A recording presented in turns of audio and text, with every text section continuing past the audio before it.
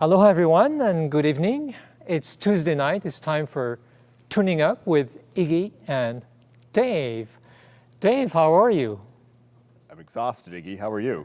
Well, Dave is exhausted because the last couple of weeks, of course, we started our summer season at the Waikiki Shell, the Starlight Series. And by the way, we're here at the beautiful Hawaii Theater Center. So exhausted, Dave. I'm a little tired too, but not as exhausted as Dave. Tremendous work to get this season started. Lots of what? Logistics, safety protocols, music. You name it.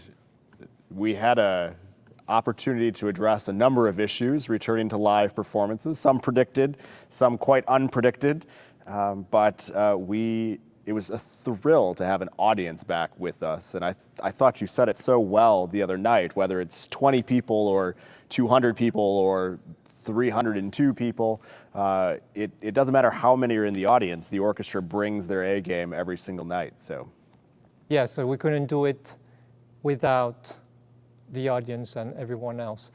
Tonight we are very, very super excited to welcome two special guests. I'll start with the person next to Dave. He likes to be called Gonzo. And next to me is Zach Lum, and you're both from you both are alumni of the Kamehameha Schools. As you know, we had a DOE school guest in the past. We had Punahou, and tonight we thought, because of the rich history of the Kamehameha Schools, to feature the two of you. So good to have you. Thank you. Thank you. Thanks Yeah, for it's good to having be us. here. welcome. Let me see. Dave, who would like to, do we have to do any housekeeping before we get started, before we get to the thick of it? Well, we always have to thank our sponsor, Hosser Wines, for the wonderful wine and charcuterie board. Terry from Hosser Wines makes the charcuterie. And so thank you for your continued support. It was wonderful to see Terry and Mike at our performances this weekend. So thank you. Should we do a quiz? Do you have a quiz? Do we have a quiz question? Yes, we do. Where is he going to go with this? Where am I going to go? High or low?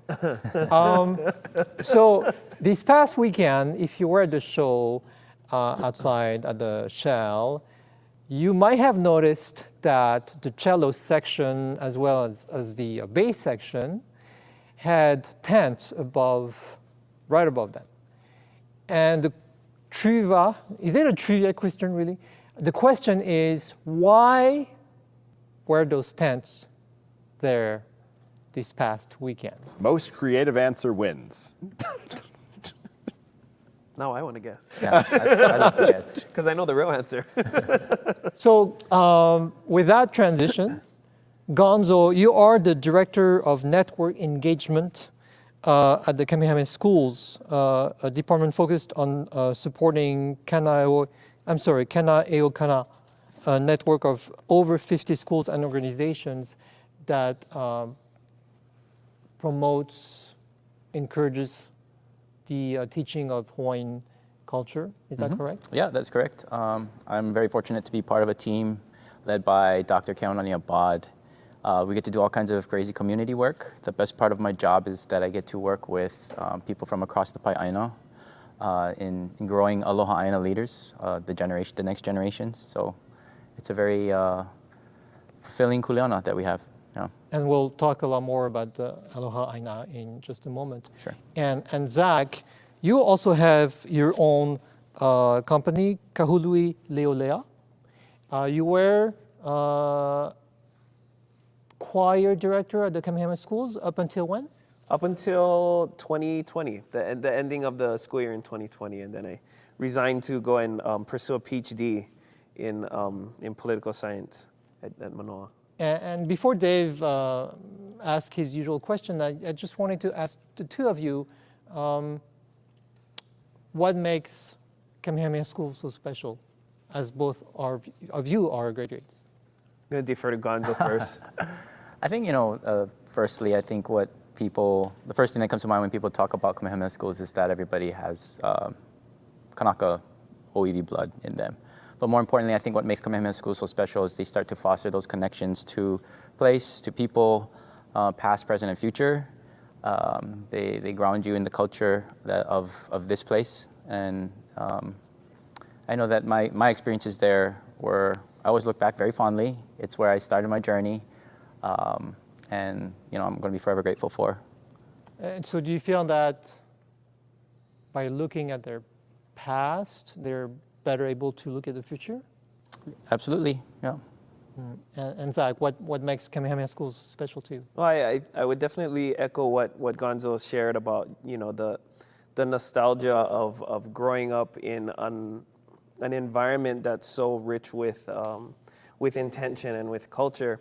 And I think the thing that I would add to that is, I think at the very root of it, Kamehameha Schools is this idea, and it's this opportunity by someone who had so much foresight. And the way that that idea and that opportunity has been expressed over time has varied in some cases, but for the most part, the trajectory has always been to invigorate a people, right? Who perhaps the founder, Bernice Poahi Bishop, saw as somewhat in trouble at the time. So Kamehameha Schools to me is it's an idea, and it's an opportunity to make something better of the things that we already have and we're continuing to foster. So my question that starts this every single week is to take us back to the beginning. And since you're closest to me, Gonzo, you're going to have to go first. And we kind of leave it up to you. What is the beginning? Is it your time at Kamehameha? Is it before then? Well, I started as an idea in my father's head. My mother. Well, no, all kidding aside, I think where I'm presently at now in my life, it's kind of a journey that kind of started when I was in high school at Kamehameha Schools, but didn't really take off until I went out, jumped into a Hawaiian music band, did that for a little while, and it was through those initial relationships where I got to work with some really great people, had some really great mentors. I already mentioned one earlier at the top of the show, Dr. Kealaiwikuamoʻo Abad. They were my fellow bandmates as well, Chad Takatsugi. I didn't know what I didn't know at the time, and it was through music and through mele and mo'olelo that I started to really connect to who I am, where I come from, and it's kind of helping me to guide to where I want to go. So, yeah, it's been kind of a crazy ride. My mom was, God bless my mother, when I told her that I was dropping out of college to go join a band, she was just like, shoots. She bought me an ukulele too, and she was super supportive, right? And I think, out of all of the things that could help, foster anybody having a really strong mother and even a supportive father, that was really good too. So what type of band was this? We played what we called traditional Hawaiian music, and we won't even get into the word traditional right now. But we will later. We played something, and looking back at it, me and my fellow or former bandmates look back and say, "Oh, that was cute." It's a reflection of where we were at the time. We're not running away from it, but it opened a lot of doors for us, not in terms of like our personal careers, but in terms of just like how we then saw ourselves in the world and how we then interact with that world around us, and our place in that world. So Hawaiian music, it was we started off as a quartet. We had an upright bass, a couple of guitars, ukulele or banjo too every once in a while, four vocalists. Well, 3.5 because I wasn't really singing initially, but then when the band went down to 3, because you know how bands are. Yeah. We were down to 3, then I had to sing, which was another kind of growth opportunity. So, yeah. Wonderful. I love it. And how about for you? Gonzo Take us is back to the beginning. Before I get into it, I think Gonzo's very shy and he's very humbled. Like, he's a part of the award-winning group Leʻa, who just had a reprise this past weekend as we were recording for this year's Merry Monarch Festival. So it was really cool to hear that group pop out of nowhere for a little while. Thanks, Zach. Yeah. To answer your question, I think for me, I don't know where it started. And I think I'm really bad at like that kind of retrospection sometimes. So I have a hard time answering these kinds of questions. But I guess the the concept of like where you came from and where you're going. What I'm starting to think about, or to maybe even consider, is like maybe it's not linear, right? Maybe it's not this thing where I came from and I'm going to, but it's like maybe we're on a little bit more circular path, or one that's not repeats itself but learns. The path learns, and we become a part of that, whatever that is. Obviously, I'm so articulate in this concept, but for me, where we come from, and going back to what Iggy was talking about previously, about looking into the past as your future, or maybe looking into your future and how it reflects your past. For me, that kind of concept just really drives me to keep doing things that seem to make sense, or seem to be important. And did you grow up in a family that loved music, or where did your love of music come from? Yeah, my dad was in a band. He was in they were called Oheo, and they played Hawaiian music. I think they played some island music too. But when we were born, that might have been the end of his like band officially, but he obviously still played music. He had to get a job. Yeah, probably. And beyond that, like we grew up around aunties and uncles, and eventually getting to Kamehameha. I was in the Honolulu Boy Choir, that kind of stuff. Cool opportunities. Gonzo. Can I ask a question? Yeah. Can you, someone who's still learning about all of the different genres of music that are here, you said island music versus Hawaiian music. Can you define that? Nope. I can. I think the lines are very blurred. Yeah. Right. Between like reggae, island, Hawaiian, traditional Hawaiian, contemporary Hawaiian. Yeah, and I think you can slice that pie a whole lot of different ways. As far as like actually trying to articulate what the difference is, I don't know. Yeah. I mean, I think the constant is, when you look at our kupuna and what they did with technologies or instruments that they were introduced to, or new kind of musical concepts, they've always kind of adapted and evolved. They're really good at that, not just in music, but in just everything that they did. Today, I think in some ways we kind of continue that tradition. Some people are more rooted than others, I think, in that regard. But just the creative expression of being able to tell stories in whether it's an island style or island music style or contemporary or traditional music style, there's an audience for that, and I think that's important to just try and get people to connect. To find that vessel that resonates with the listener, because you don't really have you need that relationship between the performer and the listener to then make that connection. So in terms of how you distinguish them, I don't even want to offend, for fear of offending anybody. I'm sure you won't offend anyone, but it's a little bit like, in classical music, when you had Bach or Mozart, they were inspired by what was going on around them and different culture. Mozart was inspired by news, a percussion instrument from the Ottoman Empire, and so forth.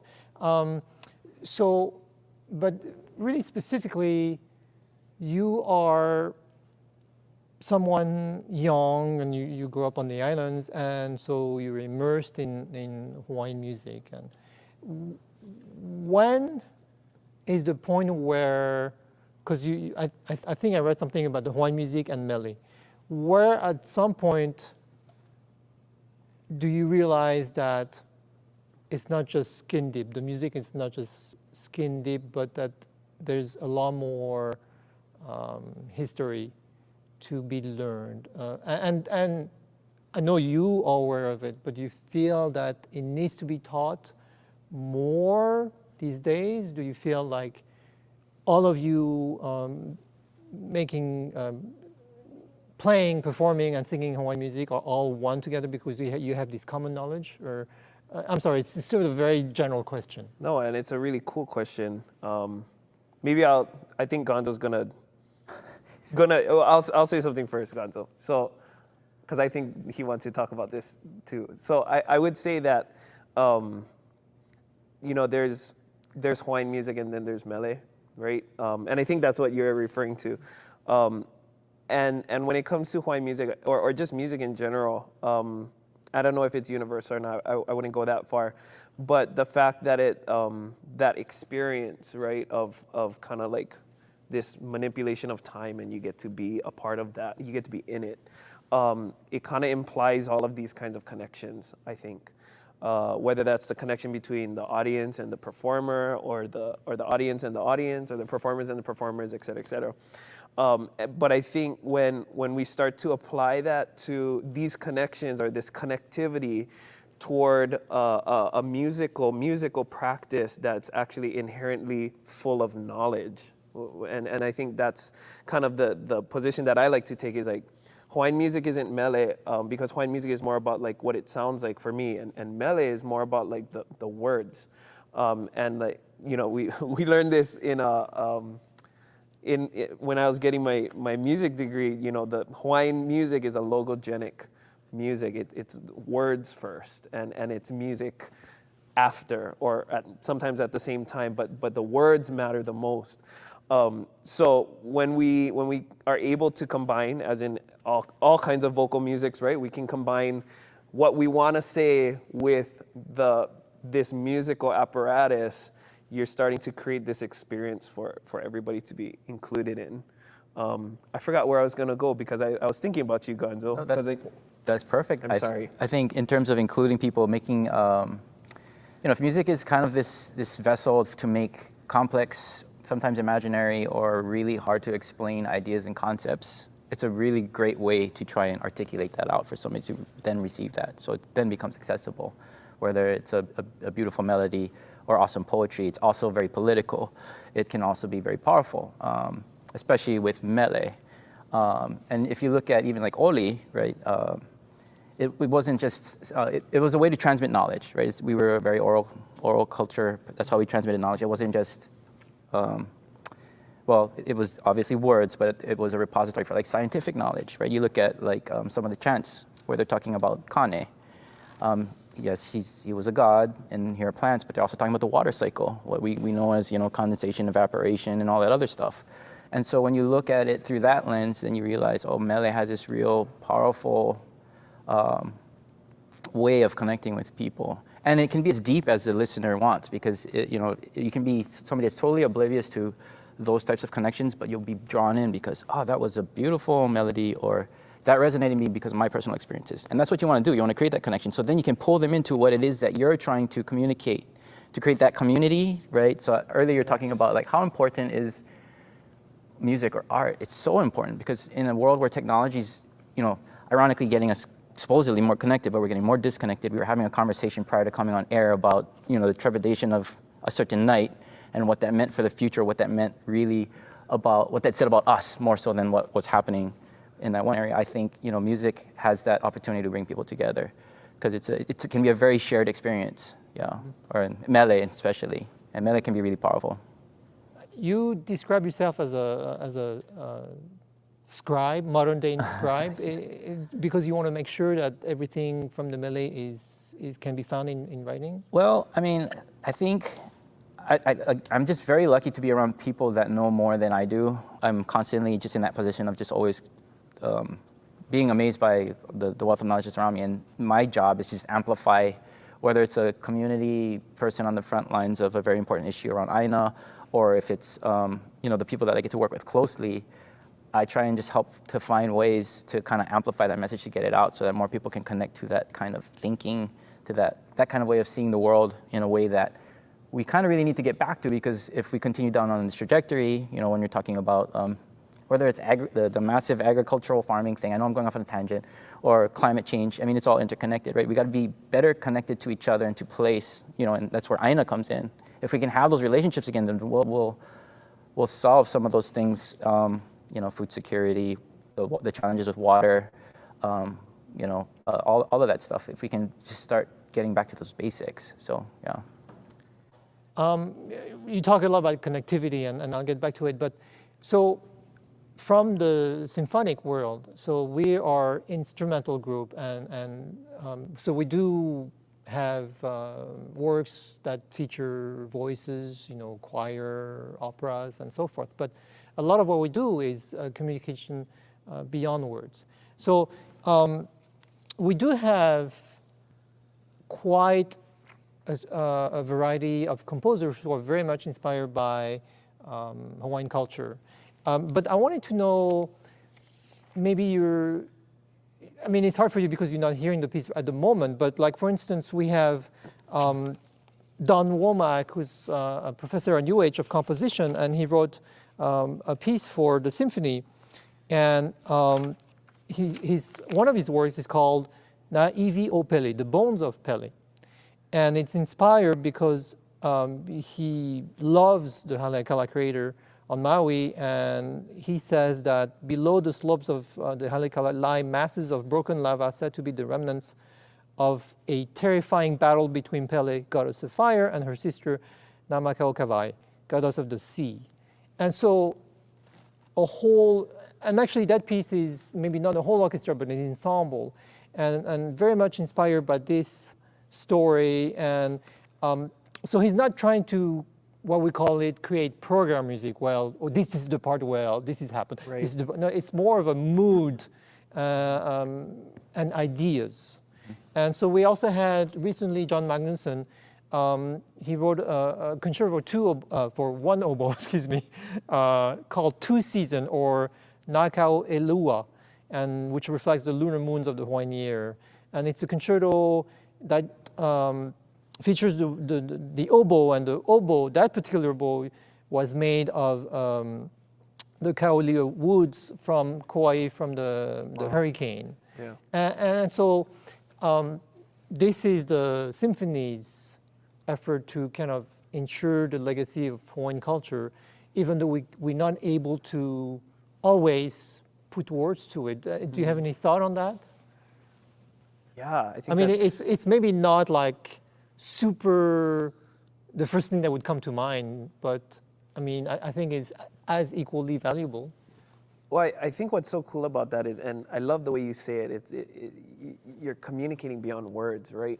And I think even though as word-centric we are as an oral culture, but I mean, yes, we're more than an oral culture now.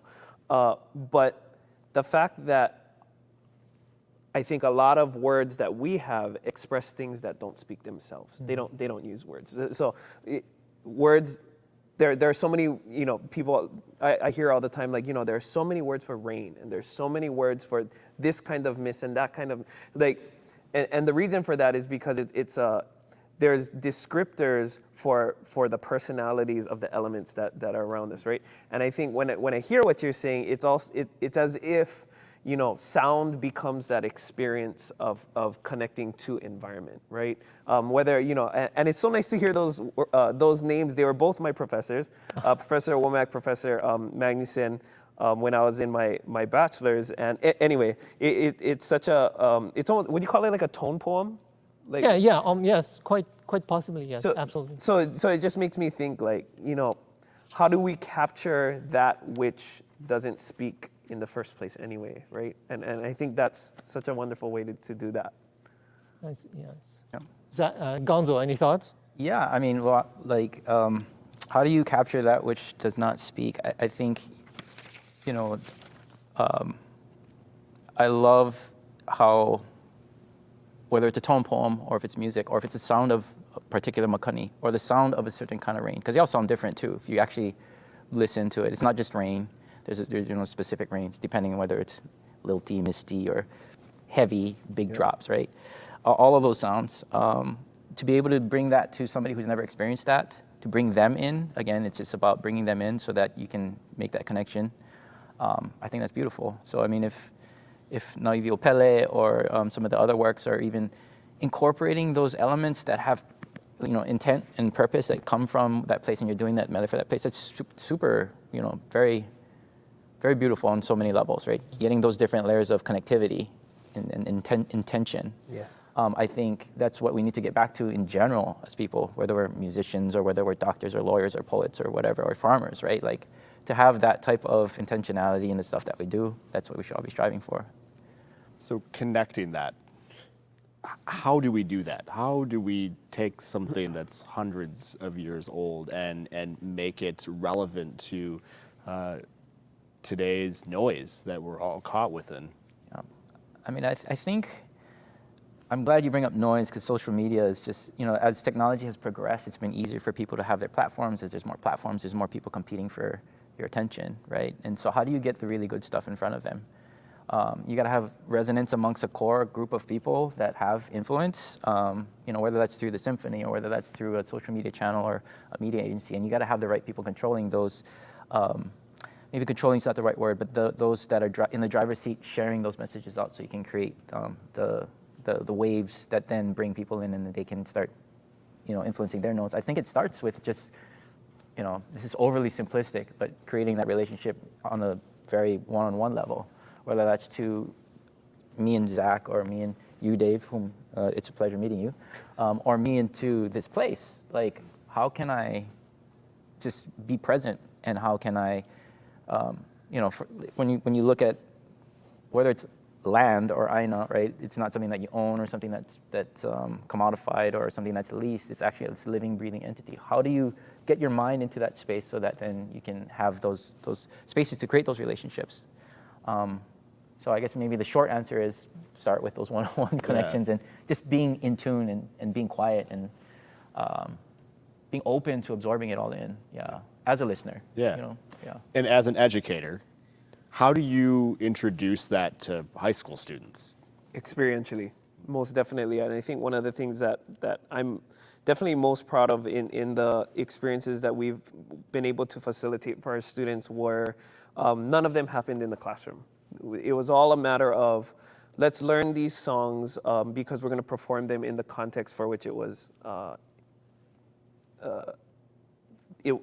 for which it was written for, or for the intention, being able to align the performance of a mele with the people and the place of that same mele. I can't tell you how many times one could even call it, and I hate to use this term, but it's almost like supernatural, where it's like, yeah, we're gonna sing this line, and that line talks about that makani, and guess what? That makani is gonna blow during that line. Like it's too perfect to be coincidental. And I think that's when we start to dive, or at least scratch the surface of what it means to be a practitioner of mele in relation to the connections that are around us, to aina, to people.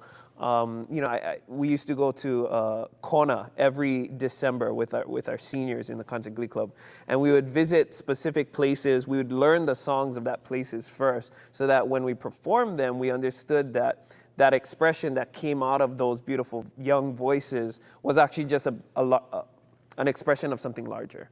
And I think that's what's so inherently aloha aina.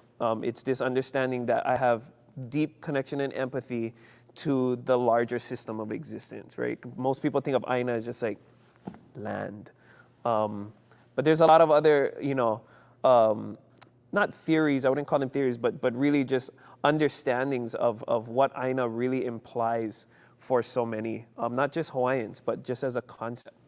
Yeah. I love what you're saying about, to answering Dave's question about it being experiential for the learner. A lot of the kula in the Kanaeokana network, and one of the hallmarks of Hawaiian culture-based education is project-based, aina-based, getting them out into these spaces to experience and feel, smell, touch, breathe, and engaging as many senses as you can. Gone are the days of us at a desk, rote memorization, pounding, formulas. Let's go out and let's practice and do it, and do it in ways that made sense to our kupuna, but also are relevant to us today. So the more that we can do that, even in an educational setting, then we become more successful in creating and growing the types of aloha aina leaders that we hope to kind of see the society and become their own nodes of connectivity, and they can be the influencers. Yeah, so. Well, you just said something really interesting too. It's like it's privileging practice knowledge before what we would consider to be like a Western, institutionalized education, which is something so interesting because it simply reflects the oral nature of our culture, right? Like the only way you're gonna learn is if you actually have to do. You have to say the language. You have to say the words that are encoded with meaning, and that's the only way you're going to actually know it. Beyond that, it's hard to imagine today, right, that we couldn't write, that there was no method of transcription. It was all just whatever you knew you knew because you could practice that. And I think in many ways, mele is this like practiced literacy, right? It's this practiced knowledge, practiced knowing. So I love what you're saying there, Gonzo. It reminds me, I'm going to lower the level of smartness here, but for a long time, even though I've been here for a long time, I wouldn't dare say the word aloha when I would talk to people or make a speech, because I just never felt that I could feel it, or I didn't know what it meant. It just felt like, someone from the mainland, advertising a trip to Hawaii. And so I think I somewhat feel more comfortable now. Maybe not because I know the meaning better, but I just feel more as one with it. So I just felt like that. You mentioned a lot about connectivity and having to experience this connectivity person to person and not via social media or Zach, speaking of tourism, you mentioned in your May Day, I think there was about the connectivity between the kama'aina and the visitor, especially in these times where we all need economy recovery. Can you expand a little bit of how we can, is it maybe a clean slate where we can look through a new lens or of this rapport?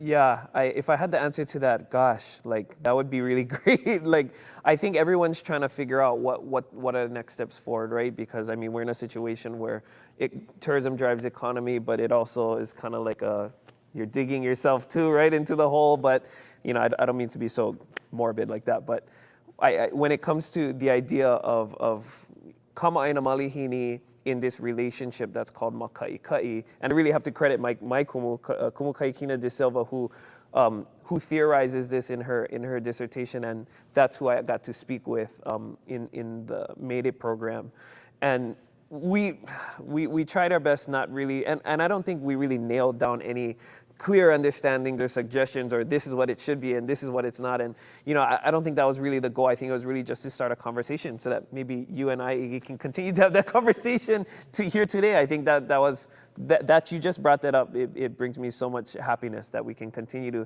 have this conversation. And to answer your question really quick, I think the idea of maka'ikai implies that when you have a guest that comes over to your house, right, like, you don't just open the door and then like, okay, go inside. Like, first time ever been to our house, go inside. Like, and just let them roam around, right? Like, that's not what you would do in your house. You would kind of, something that you'd often hear is like, oh, let me give you the tour. Like, let me show you around. This is, I don't know, the living room, or like this is the backyard or whatever. But the point is that the experience of maka'ikai is a guided one, one that relies on the kama'aina's hosting so that the malihini can then understand that there's, I don't want to call it a hierarchy, but an understanding that, I am the guest, right? And there are certain understandings and ways to be a guest, and there's certain understanding and ways to be a host. And there are two parties there, and maybe there are more. But yeah, that's kind of it in a nutshell. I thank you for bringing that up. I think that that concept of if you're in that role of a guest, then how do you behave in a way that you're not just extractive? How do you reciprocate? How do you regenerate, right? So whether you're talking about a circular economy or you're talking about some of these other buzzwords that are flying around in terms of economic revitalization, it's really about regeneration and stuff that you can give back. And hearing your personal story about your uncomfortableness of just even simply articulating aloha out to, I mean, I'm sure you've felt it before. Whether you're talking about what Zach was talking about, or what you're sharing, like Hawaiian culture isn't just for Hawaiians. It's really for everybody if they're willing to kind of engage in those relationships that are really important. And I'm glad that you're at a space now where you feel like you're finally comfortable to say aloha, and that's the kind of people that, at least in the work that I'm privileged to be a part of nowadays, is that we're trying to bring in those people that aren't necessarily Hawaiian, but there's so much knowledge and when people talk about traditional knowledge or indigenous knowledge, and how that could potentially save the world. I truly believe that, right? So if the more people that we can bring into that fold that aren't necessarily Hawaiian by blood, but can be Hawaiian in thought and perspective, or indigenous in thought by perspective, that gets back to maybe like, how do we do that? How do we get more connectivity? We get people thinking on that same wavelength, having those better relationships, then, maybe we have a chance as a humanity in general. So what is that journey like? For instance, if you met someone who was thrown on this island and was isolated for 14 months and only got to view this experience of Hawaii through Zoom, what is that journey like? I mean, I think you got to go where people are at, right? So whether that's introducing them to a song, just music, catching them with a melody. Oh, that's cool, that's catchy. They're humming it, whatever. Like whatever it is that gets their mind, even the door just a little bit open. You got to find that sweet spot for people. So that could be something on Instagram or on Facebook or music or food or just having that really gracious host or the guide really, that kind of shows them how to act, whether that's through Zoom or through an actual face-to-face relationship. It starts with just kind of making true and genuine connections with people and place and all of that. So I don't know, it sounds overly simplistic, but I mean, I think if we can just try and focus in on that, then yeah, we got a shot. So concretely, Dave has been on Zoom for the last 15 months, right? So we sometimes have this segment called To Dave with Aloha. So he can discover the treasures of our islands. And I hear he rolls with good friends like Aaron, and he's got lunch with Aaron Salau tomorrow. And, absolutely. So Zach, what would you tell Dave to enjoy? To Dave with Aloha, I would say, I don't know. There's so much, and I think the magic moments are those that we don't expect. And Gonzo said it well. It's like, whether that's a song or like the smell of the rain or something. I think when we derive meaning from these seemingly meaningless points in our lives, we start to realize that, like, oh wait, it's not just me, or it's not just us. It's we're part of something, and I think that's, aloha becomes one of those expressions. Back to what Iggy was saying, like aloha becomes one of those expressions of an acknowledgement that, oh, well, how nice it is to be a part of something bigger. Yeah, that doesn't answer the question at all, though, Iggy. I'm so sorry. I did have a question, but I think I lost my track. Anyway, I'll move on to the famous Kamehameha Schools Song Contest. Okay. First of all, technically speaking, is there a technique that you have to follow or observe when you sing in a choir, as opposed to if you sing solo or in a band? Yes, I would say yes. I don't know how to expound upon that. Yes, though. Well, it's very situational, right? And I'm nowhere near choral pedagogy. I'm not up and up with everything that's going down now. But I think in the context of getting teenagers. Oh, see, you're already laughing. Like there's a long list. Teenagers who don't want to sing. Some of them love singing. Some of them are tone deaf. Some of them are tone deaf. Yeah. And some of them, most all of them at one point their voices are changing. And then you make participating in an a cappella 450 member choir a graduation requirement. And you elect a student leader, and you sing Hawaiian language songs. This year, in 2020, 2021, for the first time, they were songs that were written in part by students. Because before in the past, it was by the kumu? There were actually, I think there are some instances in that was the case, but for the most part, each year was themed, at least for the past few decades. And so these were pre-existing songs, and there are some classics. They become Kamehameha Schools classics, right? But yeah, you add up all of these variables, and it's like, it creates a very seemingly vivid picture of what that means to go to Kamehameha. I think about our teacher, Les Sabalos, who said at one point, you know, people wonder why people are so close at Kamehameha, and it's because of this shared experience of song contest. Yeah, being in intense rehearsals. So the contest is in March. When do you start preparing for that? April, like right after the last one finished. It's a year-round thing. Maybe not for the students. The students, you know, the whole rehearsal process for song contest starts in December, January, and then that takes them right up into in a normal year, right? Last year was definitely not normal. Neither was this one.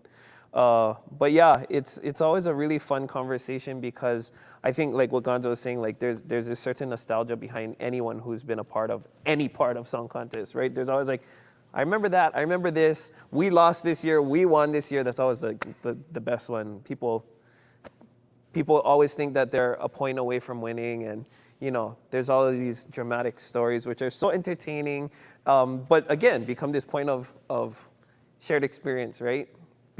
For time, like Gonzo and I weren't in school at the same time, but we can still chat about song contests. Yeah, really cool experience, facilitation of experiences. Gonzo, what was your personal experience with the song contest?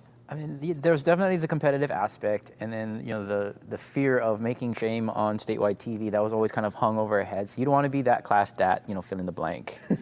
But I mean, you know, if I'm reflecting on it now, in my older days, you know, that idea of resonance, just getting thousands of teenagers singing in Olelo, Hawai'i, maybe connecting, some of them not realizing how they're connecting at that moment, but maybe later on in life it makes sense.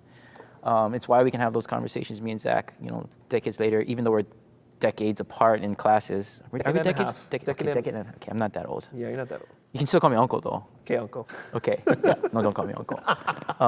But I think it's that, you know, that resonance or that shared experience. And even on a logistical level, sometimes the songs come up over and over again, right? Because you're pulling from the tried and true composers. This past year, Zach was mentioning, it was partially composed by the students with the guidance of some really profound hakumele living today, talking about issues that are current today, which is beautiful, right? I mean, to have mele that are speaking about our times and our issues and our challenges, not only for the sake of us articulating it now, but for our kids and our kids' kids to look back and be like, what were they talking about then? How are they facing these challenges? They can look to these mele. They can look to these experiences. And then so in that sense, that experience of song contest is just a platform for us to kind of then, you know, share these mo'olelo and have these experiences. What instigated that change this past year? Actually, Zach would have good insight to that. It was actually supposed to be last year's theme. Is that correct? Yeah. The Aloha Aina theme. So we had the 2020 is the 100th song contest. So 100 years of like, we don't have cultural programs, institutions that have lasted quite as long. There are few. So to be able to use that as like a measuring stick of how far we've come, we thought it would be such a really cool way to celebrate by not documenting the 100 years that have passed, but celebrating the 100 years that have passed by documenting now for the 100 years to come.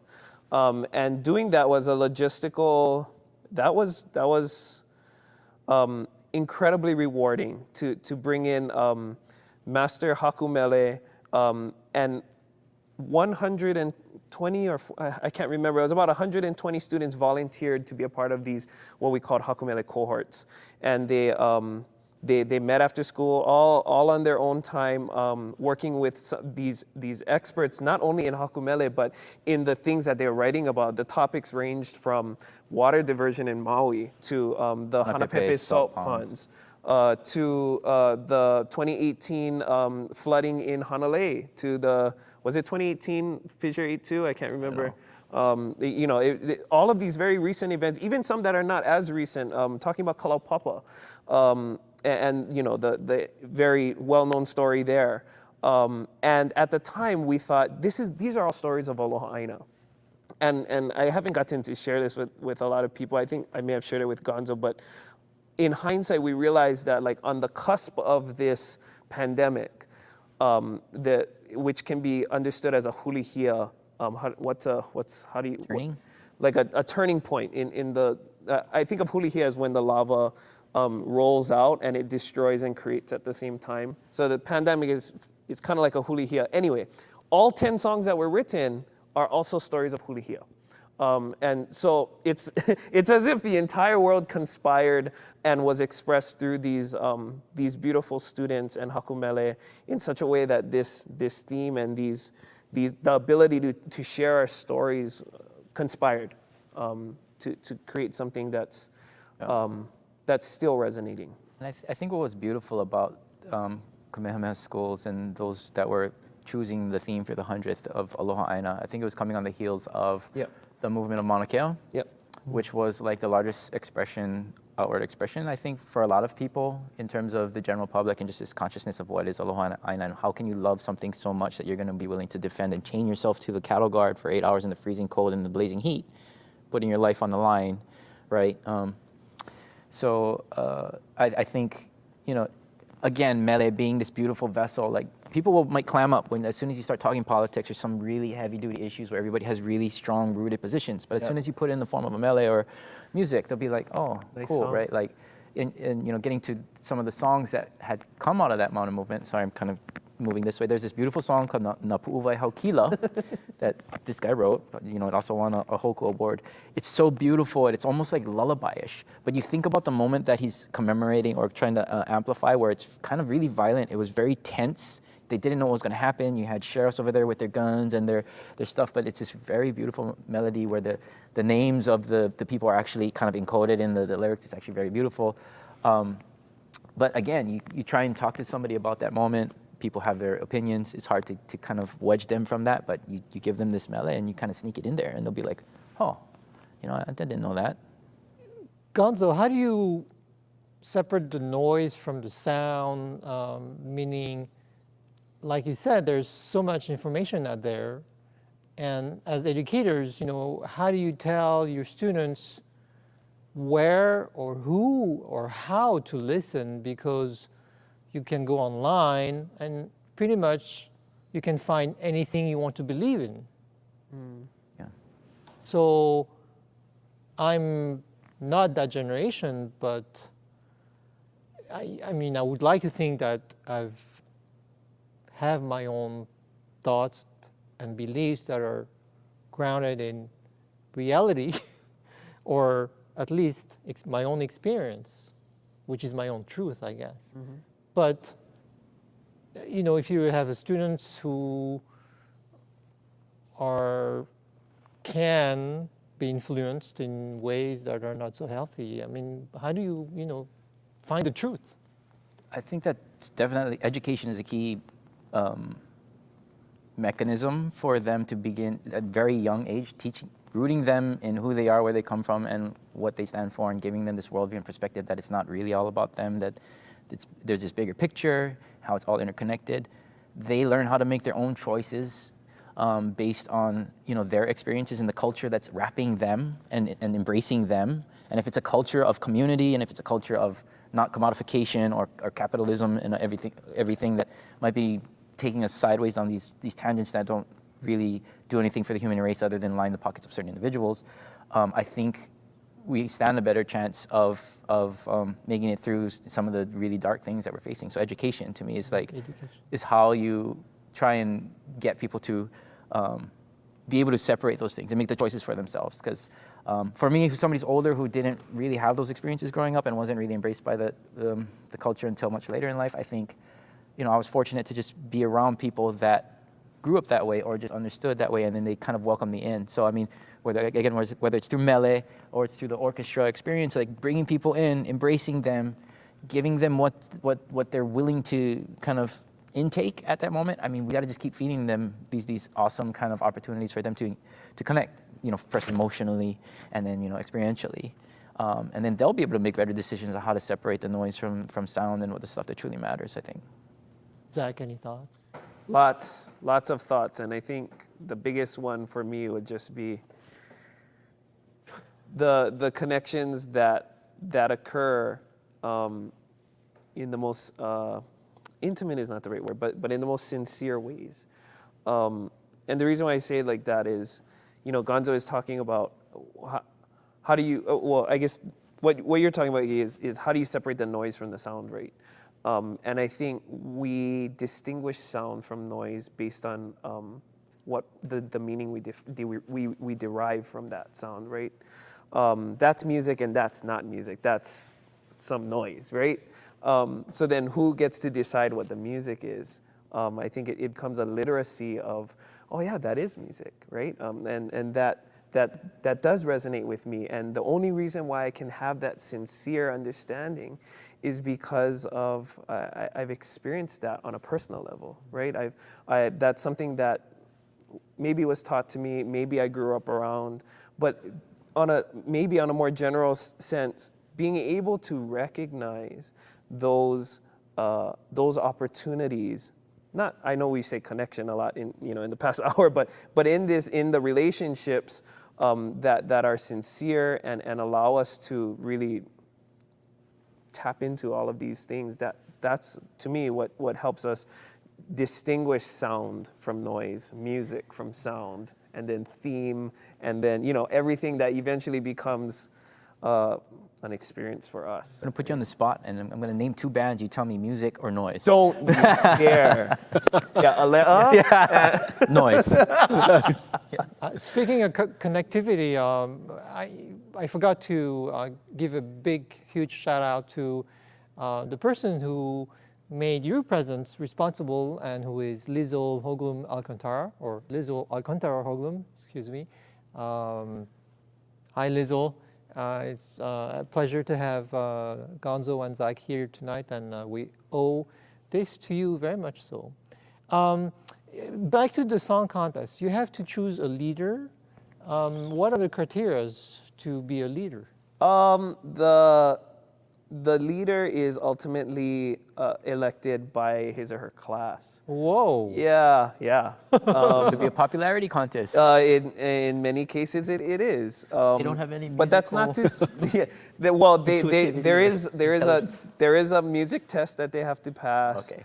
There's an application process that talks about, what kind of grades are you getting and that kind of stuff. There's an extracurricular activity to be a director, right? So grades you have to be like a really good student, really responsible in the things that you do outside of just your academics. And yeah, ultimately much like a stage like this, imagine like 450 people sitting there, your classmates. In white. Yeah, at 7:35 a.m. And it's time to elect people. So, okay, sing the school song, Sons of Hawaii. And one by one, each candidate will come and direct their class. And then when that's done, pass out the paper ballots and everybody votes. I'm actually traumatized by that experience because our class elected the guy that was the worst. And I'm sorry, I'm going to apologize, right? I won't say what year. Okay, there was this one year and it's going to be obvious. Like, I know. Well, this guy's watching right now. This person did this wild kind of really interpretive thing to just get everybody to stand up, and then everybody's like, "Ooh!" And that was the criteria for why they selected this person. And I was just beside myself. This may be a good transition, Dave, to our trivia question. Yes, perhaps. We did have a winner, and this should complete her half case. Collection. Yes, her half case. Mari had the correct answer, and the correct answer was there are the tents. Yes, thank you to City Mill. For your support. There's a bit of a bird issue at the Waikiki Shell currently. They have taken over during the pandemic, and we had a few incidents with our cellist and decided to just erect some tents. Why would the birds only choose the cellist? I was just going to ask the same question. I know. Why not the violinist? And for next week's question, no, we'll keep those thoughts to ourselves. Yeah. I think it was just they're at the front of the stage. Okay. I think is really.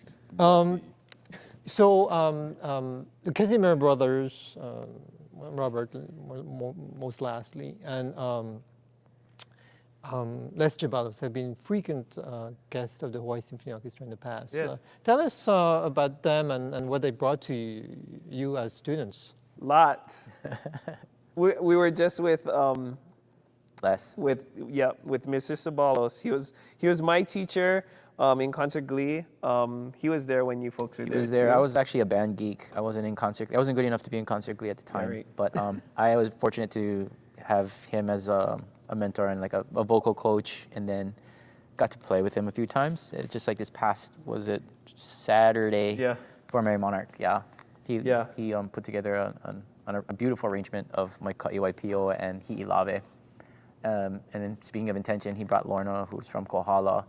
And then the arrangements that he was using were some Uncle Randy Fong arrangements. So he had some Kamehameha DNA in the band choices. And some, I mean, it was kind of wacky, but in terms of Les, he's always awesome like that.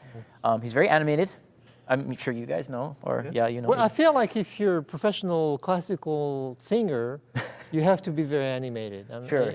Compared to instrumentalists like myself, you know, we can be laid back, backstage. Then on stage, maybe sometimes we bring it up, but I feel like classical music singers, whether it's on stage or backstage or off stage, it's always very animated. Oh yeah. Yeah.